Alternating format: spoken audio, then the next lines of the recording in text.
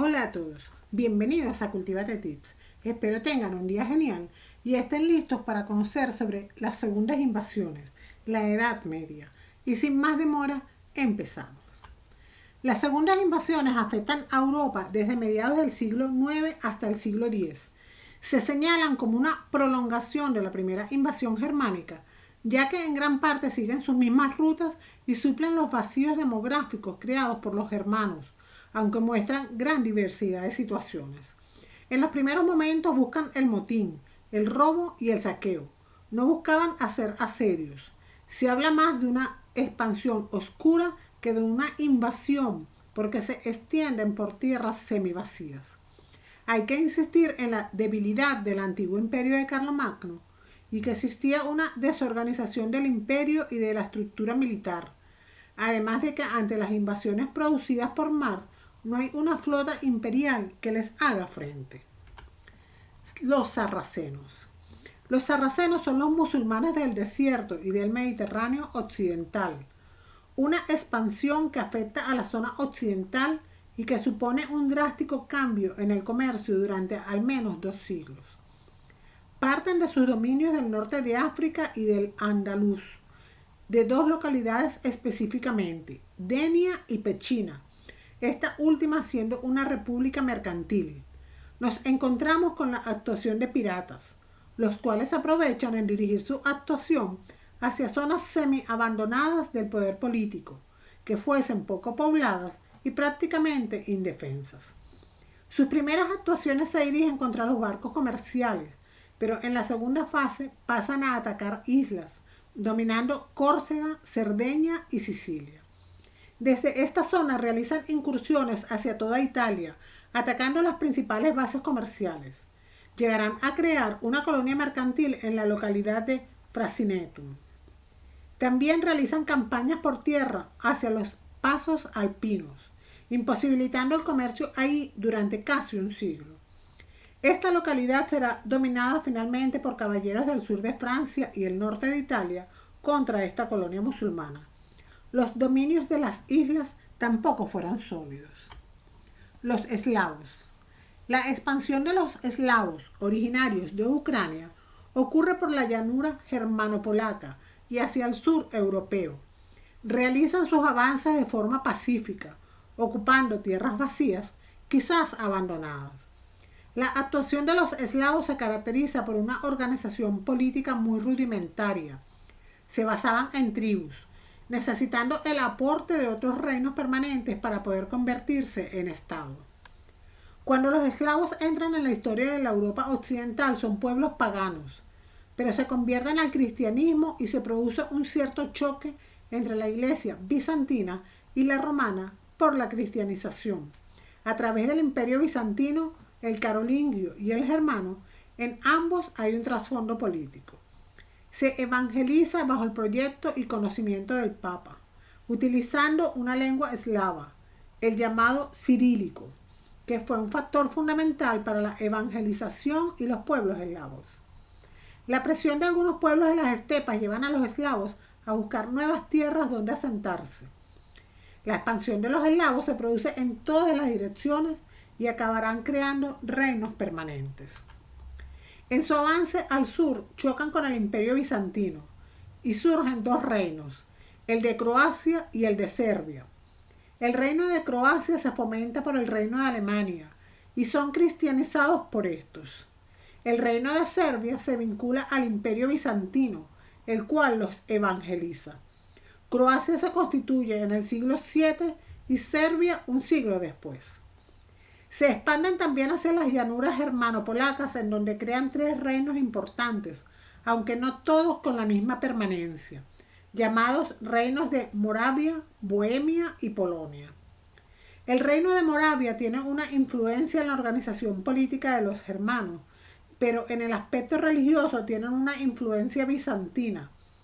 Al comienzo del reino de Moravia vive un momento de esplendor y prácticamente absorbe los otros 2 reinos, aunque desaparece a finales del siglo IX.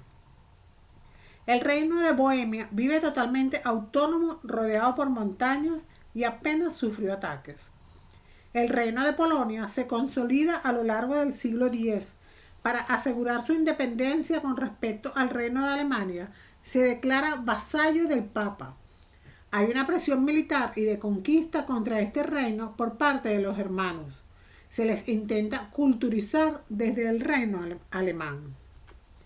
Finalmente, la última línea de expansión de los eslavos es hacia Rusia. Esto dará lugar en el siglo X al reino de Rusia, que en muchos aspectos se verá como una prolongación del reino bizantino, llamándose a Kiev la segunda Constantinopla. Este reino tiene diversos elementos característicos. La base étnica de la población eslava, presencia no siempre constante de pueblos de las estepas que producen una mezcla étnica con los eslavos, la evangelización de este reino por parte del Imperio bizantino. Un factor político importante sería la influencia de los vikingos, llamados varegos, por fuentes bizantinas, procedentes de Suecia, que se establecen en las rutas de los grandes ríos de Rusia como comerciantes y soldados, y dan a Rusia una estructura políticamente permanente. Son 4 elementos que contribuyen al nacimiento del reino de Rusia, el cual se organiza lentamente en torno a una serie de ciudades comerciales o factorías comerciales que van apareciendo en las grandes rutas que unen el Báltico con el Mar Negro. Una goroda es una colonia mercantil y militar fortificada. Las ciudades de Novgorod y Kiev son factorías mercantiles y asentamientos de mercenarios, cada vez más numerosas por los vikingos. En un primer momento los vikingos solo son ayudantes de los príncipes eslavos, pero finalmente son los que organizan los pequeños principados de estas ciudades mercantiles. Una de las primeras figuras destacadas del reino de Rusia sería el rey Rurik, un rey vikingo y no eslavo, y el reino se consolida en el siglo X, cuando el príncipe de Novgorod logra unir su territorio con Kiev. Se extienden por Prusia y Ucrania actuales. El reino ruso tiende a consolidar su faceta mercantil con el imperio bizantino. Una colaboración estrecha entre ambos a lo largo del siglo X culmina con la plena cristianización del reino eslavo de Rusia. Se hace una alianza que se manifiesta a través del matrimonio del rey de Rusia, Vladimiro, y una hermana del rey bizantino. La corte rusa de Kiev se inserta en la cultura bizantina, lo que convierte a Rusia en el segundo imperio bizantino, visto así durante la Edad Media. Se verá a Kiev como otra Constantinopla. Normandos o vikingos. Los vikingos reciben diversos nombres en las fuentes de la Edad Media.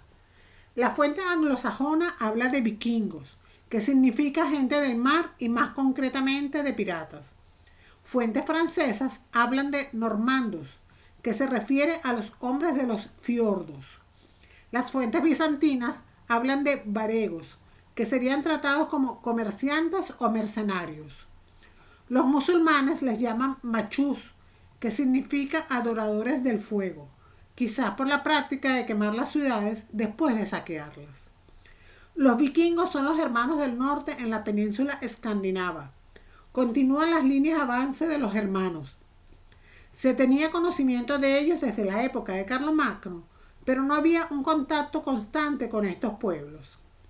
Los escandinavos forman grupos diversos en los que se comienza a perfilar las 3 naciones que nacerán: Noruega, Suecia y Dinamarca.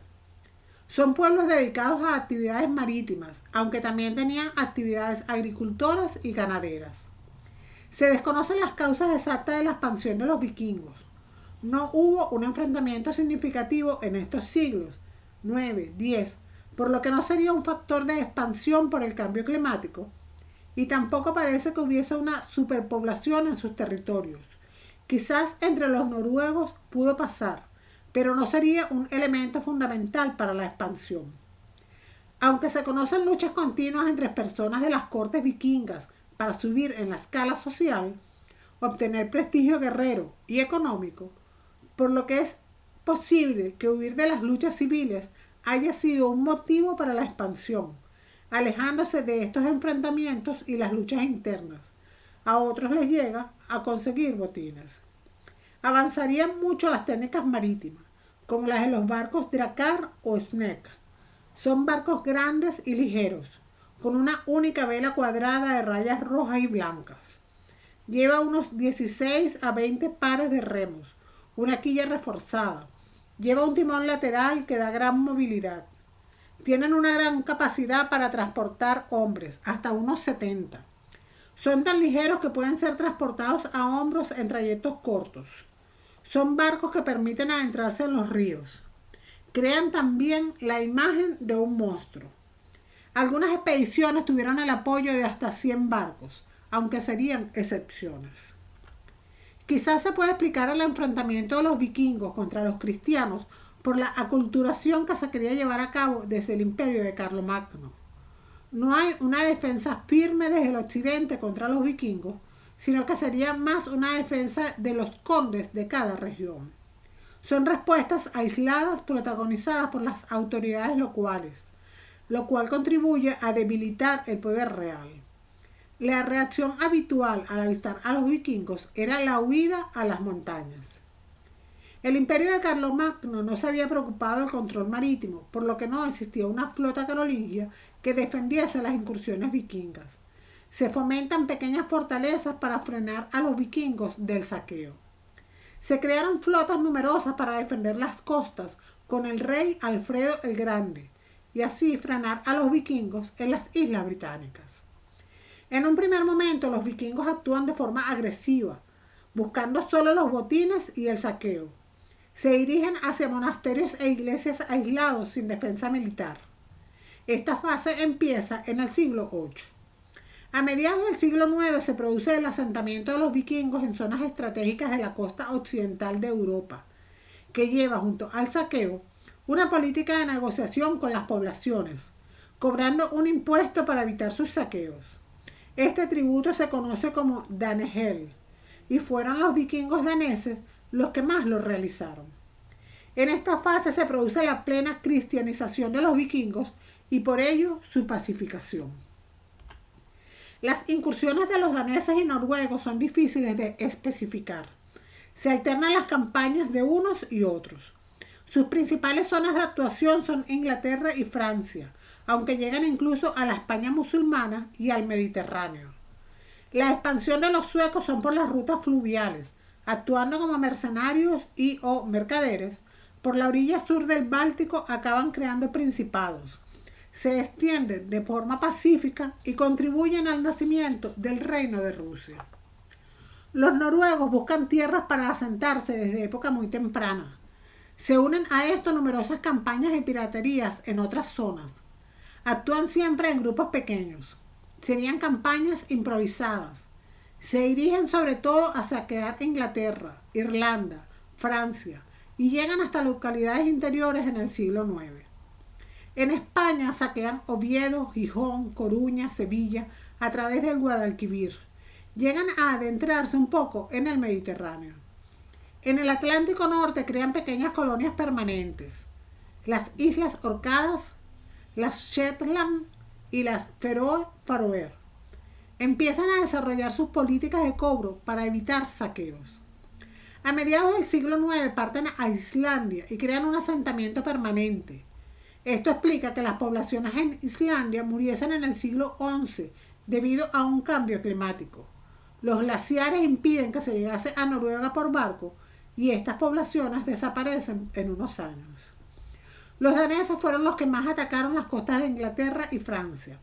No tenían un impulso de asentarse. Actúan desde el siglo VIII.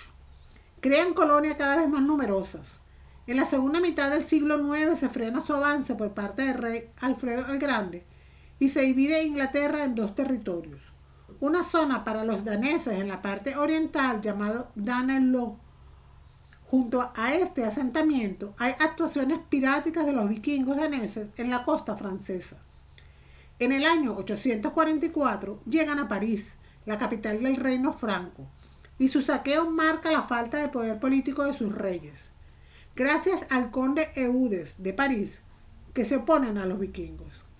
A principios del siglo X se crea un asentamiento permanente en el norte de Francia, el ducado de Normandía, que nace como un acuerdo entre el rey de Francia y los vikingos para evitar sus incursiones. Estos vikingos se acabarán convirtiendo en guerreros y en el siglo XI el duque de Normandía se convierte en rey de Inglaterra. Las incursiones de los vikingos produjeron grandes saqueos, la destrucción de ciudades, aumentó el desprestigio de los reyes europeos. También contribuyeron a consolidar ciertos poderes locales. Amplían el ámbito comercial de Europa. Se convertirán de piratas a mercaderes. Además, se utilizarán sus rutas marítimas y se constituirán los reinos escandinavos con los vikingos que no se vayan del norte. Pueblos de las estepas: búlgaros, jázaros, húngaros. Los pueblos de las estepas provienen del norte de Asia. Son poblaciones nómadas y con gran diversidad étnica. Crean estados permanentes e imperios muy grandes. Son pueblos que destrozan y amenazan a Occidente. Forman un imperio que dará lugar al Islam. Viven diversos momentos de expansión. Los búlgaros empiezan a asentarse en torno al siglo VIII. Se crea el reino de Bulgaria, vecino de Bizancio, y existe una cierta enemistad entre ambos. Bizancio consigue frenar el avance turco, pagándoles, aunque también existió una alianza. La población eslava tan numerosa permite a este reino una expansión notable. Une toda la península balcánica e incorporan al reino eslavo de Serbia. Es un reino de vida efímera. Se producen luchas sucesorias. Bizancio aprovecha esto para incorporar estos territorios bajo su control. Destaca el pueblo de los jázaros, que se establece en la región del Mar Negro, la cual además tiene un papel comercial importante. Es un imperio muy breve que tiene como rasgo diferenciador que se convierte en el judaísmo. A finales del siglo X acaban desapareciendo debido a la labor conjunta de diversos príncipes del Kiev. Destaca también la presión de los cumanos. Los húngaros, que se establecen en una zona estratégica, sobre todo atacan a la actual Alemania y a la Italia lombarda, además de muchas zonas de Francia. Los húngaros eran pueblos seminómadas, utilizaban herraduras y estribas, tenían las manos libres para poder atacar y realizaban ataques sorpresa. Se dirigen hacia zonas templadas. No son pueblos con armas preparadas para luchar, sino para saquear. La construcción de pequeñas fortificaciones permite la sedentarización de los húngaros. En el año 955, el rey germánico Otón I derrota a los húngaros en la batalla de Lechfeld. Este consigue ser coronado emperador, suponiendo un éxito notable para este rey. El reino de Hungría se cristianiza y se ve vinculado siempre con Alemania. Así ocurre la integración de los húngaros en la Europa occidental. El occidente ante las invasiones, el Sacro Imperio. La idea de imperio permanece, aún hay un emperador, pero es un título que carece de significado, aunque se reclama la primacía honorífica de este. Dentro del reino de Alemania, 5 ducados se discuten el poder de los reyes de Alemania: el ducado de Sajonia, el ducado de Franconia, el ducado de Lorena, el ducado de Suabia y el ducado de Baviera. La historia de Alemania se consolida en el siglo X con la restauración del título imperial, obra del ducado de Sajonia, a cuya dinastía pertenece el rey Otón I. Su padre era Enrique el Cazador, rey de Alemania, y quien consiguió someter a su autoridad a los otros grandes ducados. Otón I, cuando accede al trono, recibe un reino sólido. Es coronado rey en la ciudad de Acristán como acto simbólico de gran importancia. Es una reivindicación de la herencia de Carlomagno. Intenta fortalecer su control y para ello divide algunos ducados y condados, para evitar que aumentase su dominio frente al rey. Procura además intervenir junto al Papa. Buscó eclesiásticos dignos que promovieran una reforma de la Iglesia. Otón I se casa con la viuda del rey de Borgoña, Adelaida, y a través de este matrimonio consigue dichos territorios. Pero el rey de Borgoña también era rey de Italia, por lo que Otón I se convierte en rey de Alemania e Italia, recibiendo el título de rey de los lombardos. Como rey de Italia, un título nominal, se realizaron campañas para defender los estados pontificios que eran atacados por duques. en las cuales resulta victorioso Odón I y consolida, con la ayuda del Papa, el dominio de esos territorios. Posteriormente, Odón I consigue la victoria contra los húngaros en Lechfeld, que permite la creación de un reino aliado de Alemania. También consigue vencer algunos ataques de grupos eslavos en la frontera oriental. Todo esto le da un gran prestigio y en 962 será coronado emperador en Roma, estableciéndose la idea del Sacro Imperio. Se adoptan símbolos de poder romanos, pero añadiendo nuevos que reflejan ese poder universal. Uno de los símbolos más importantes introducidos es la esfera del mundo. El imperio es un imperio romano, pero su origen es ante todo germánico. Y entre los siglos X y XI permanecerá la idea de que el rey de Alemania es el candidato al título imperial. El coste de las numerosas campañas realizadas en Italia para reafirmar el poder del imperio tendrá un valor muy costoso para las arcas del imperio. La monarquía germánica pasa de ser electiva a hereditaria, consagrándose aún más con el emperador. Pero en este periodo las dinastías no duran más de un siglo. El emperador de Alemania ocupará el cargo de rey de Alemania, pero su poder no será absoluto en todo el territorio. Con el paso del tiempo acabará recibiendo el nombre de primus inter pares, es decir, el primero entre los iguales. El rey Otón I consigue reafirmar la idea de imperio y transmite a su hijo Otón II un reino firme. Este era un rey muy joven. Dedica sus primeros años a afianzar el dominio de Alemania, aunque pasados los años viajará a Italia en su lucha por afianzarse. Otón II sufrirá una dura derrota en suelo italiano ante los sarracenos, lo que supuso un descrédito para su imperio, provocando una serie de revueltas en el norte de Alemania. Algunos pueblos eslavos que habían admitido la vinculación al reino de Alemania aprovechan su ausencia consiguiendo desvincularse del rey alemán. Otón II morirá joven y le sucederá a su hijo Otón III, mientras existen una serie de revueltas en Alemania e intentos de hacerse con el poder durante la infancia del heredero. La situación se salvó gracias a la madre, una princesa bizantina, y a la abuela de Otón III. El gobierno de Otón III estuvo marcado por la figura de Carlomagno, en concreto en el afán por restablecer la idea de imperio. Su madre obliga a Otón III a llevar consigo y a adoptar todo aquello relacionado con la figura del emperador. Otón III es rey de Alemania y coronado emperador a finales del siglo X en Roma por el Papa Silvestre II, el cual fue un importante colaborador en el gobierno de Otón III. Este rey morirá joven y sin herederos, por lo que se corona al pariente más cercano, Enrique II, de la misma dinastía, pero no de la línea principal de sucesión. Enrique II conoce la importancia del reino de Alemania como centro de poder y riqueza económica, por lo que tiene como objetivo el sometimiento de ciudades y de la pequeña nobleza. Se desentiende de Italia hasta que decide que ha consolidado su poder en Alemania. Luego empieza a marcar una pauta de desapego hacia Italia, aunque con el paso de los años el reino de Borgoña estará a su cargo. Se restablece el interés por la cultura que se centra en los monasterios y escuelas catedralicias, basado en la formación de los clérigos. A partir del siglo XI, los futuros caballeros reciben de jóvenes una formación intelectual cada vez mayor, sin dejar de lado la formación guerrera.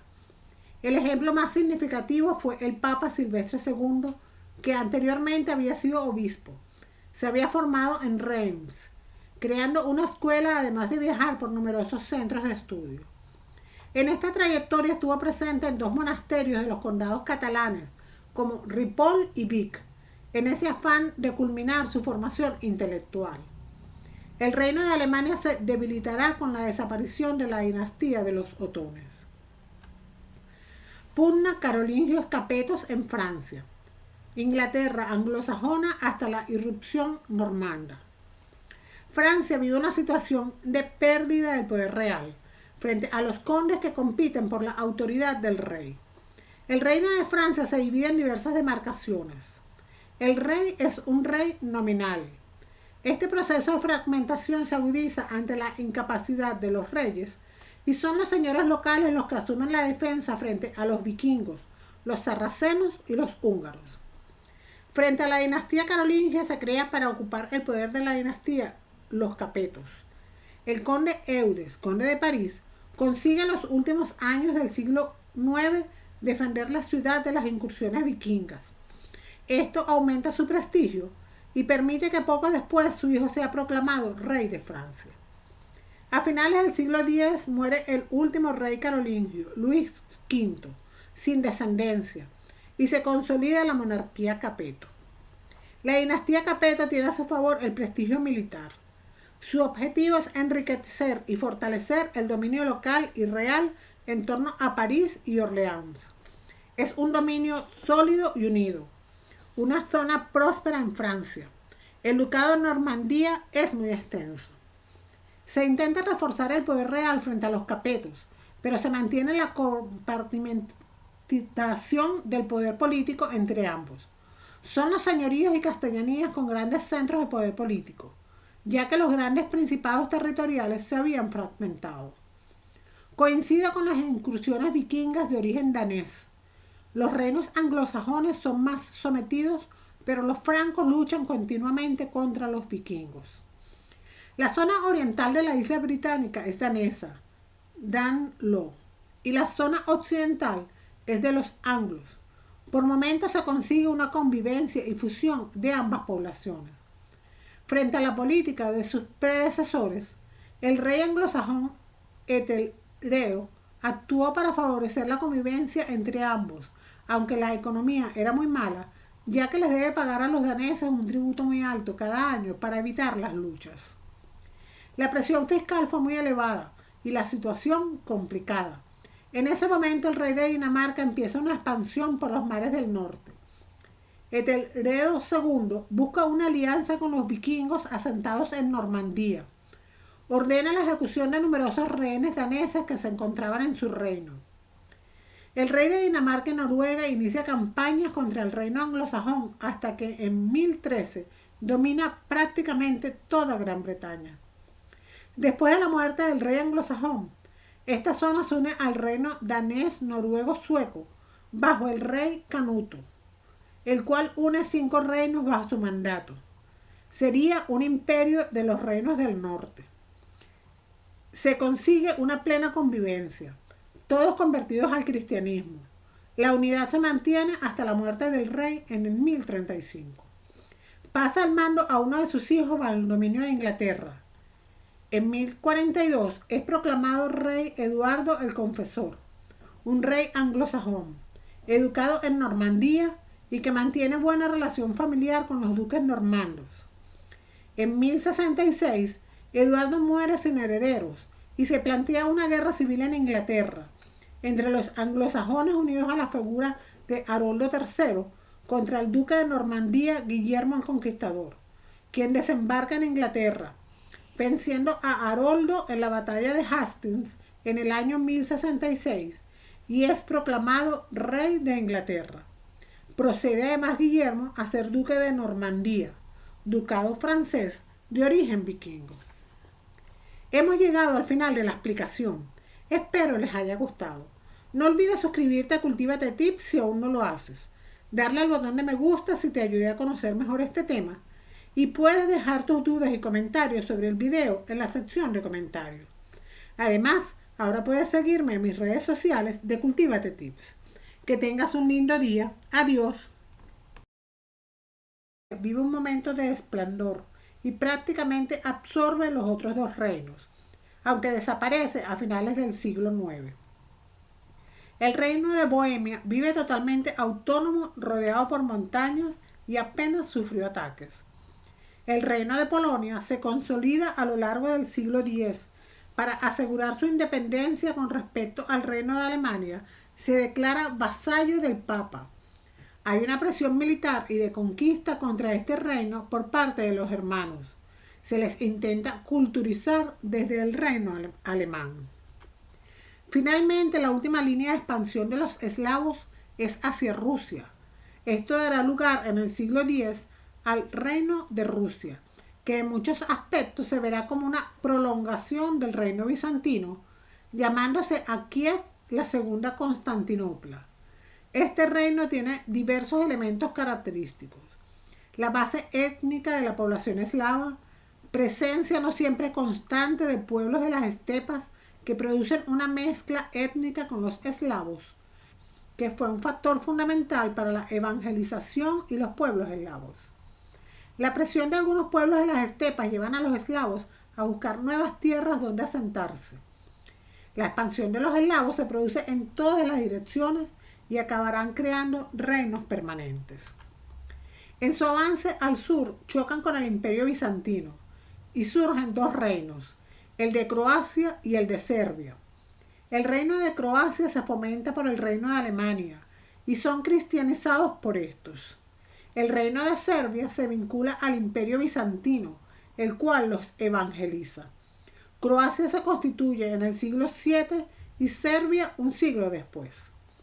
Se expanden también hacia las llanuras germano-polacas, en donde crean tres reinos importantes, aunque no todos con la misma permanencia, llamados reinos de Moravia, Bohemia y Polonia. El reino de Moravia tiene una influencia en la organización política de los germanos, pero en el aspecto religioso tienen una influencia bizantina. Al comienzo del reino de Moravia. Hola a todos, bienvenidos a Cultivate Tips. Espero tengan un día genial y estén listos para conocer sobre las segundas invasiones, la Edad Media. Y sin más demora, empezamos. Las segundas invasiones afectan a Europa desde mediados del siglo IX hasta el siglo X. Se señalan como una prolongación de la primera invasión germánica, ya que en gran parte siguen sus mismas rutas y suplen los vacíos demográficos creados por los germanos, aunque muestran gran diversidad de situaciones. En los primeros momentos buscan el motín, el robo y el saqueo. No buscaban hacer asedios. Se habla más de una expansión oscura que de una invasión, porque se extienden por tierras semivacías. Hay que insistir en la debilidad del antiguo imperio de Carlomagno y que existía una desorganización del imperio y de la estructura militar, además de que ante las invasiones producidas por mar no hay una flota imperial que les haga frente. Los sarracenos. Los sarracenos son los musulmanes del desierto y del Mediterráneo occidental, una expansión que afecta a la zona occidental y que supone un drástico cambio en el comercio durante al menos 2 siglos. Parten de sus dominios del norte de África y del Andaluz, de 2 localidades específicamente, Denia y Pechina, esta última siendo una república mercantil. Nos encontramos con la actuación de piratas, los cuales aprovechan en dirigir su actuación hacia zonas semi-abandonadas del poder político, que fuesen poco pobladas y prácticamente indefensas. Sus primeras actuaciones se dirigen contra los barcos comerciales, pero en la segunda fase pasan a atacar islas, dominando Córcega, Cerdeña y Sicilia. Desde esta zona realizan incursiones hacia toda Italia, atacando las principales bases comerciales. Llegarán a crear una colonia mercantil en la localidad de Frasinetum. También realizan campañas por tierra hacia los pasos alpinos, imposibilitando el comercio ahí durante casi un siglo. Esta localidad será dominada finalmente por caballeros del sur de Francia y el norte de Italia contra esta colonia musulmana. Los dominios de las islas tampoco fueron sólidos. Los eslavos. La expansión de los eslavos originarios de Ucrania ocurre por la llanura germano-polaca y hacia el sur europeo.